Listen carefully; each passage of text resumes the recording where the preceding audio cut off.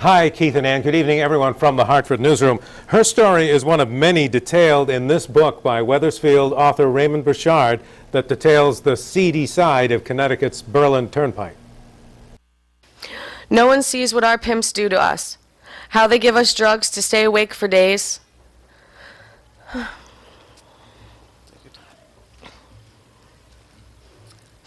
Feed us just enough to keep us skinny and looking young.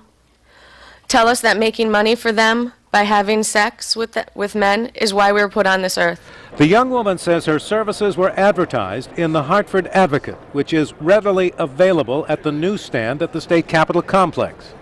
That the ads for escort services are really ads offering underage prostitutes and are carried in the back of every week's editions. Spend quality time with an 18-year-old hottie, gorgeous Brazilian, petite and busty, Amanda, and it's a local phone number.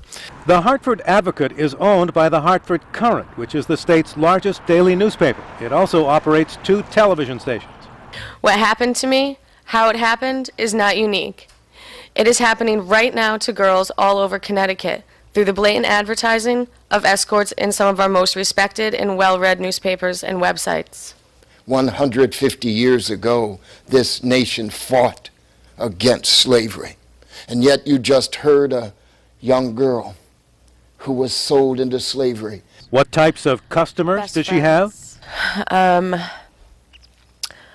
Surgeons, engineers, politicians, businessmen, store owners, everything across the board. Now, the proposal would make it a crime if a publisher were to accept this kind of advertising without checking to see if it involves underage people. Now, the State Attorney General told me today that this law would be impossible to enforce, and it's actually, there are several federal laws relating to this. The advocates admitted that today, but said that they hope that the adverse publicity would convince some publishers to not accept this kind of advertising anymore. Now, the company that owns the Hartford Advocate issued a statement late this afternoon saying while they support the goals of this bill, it has problems of enforcement and constitutionality. Live from the Hartford Newsroom, Mark Davis, News 8.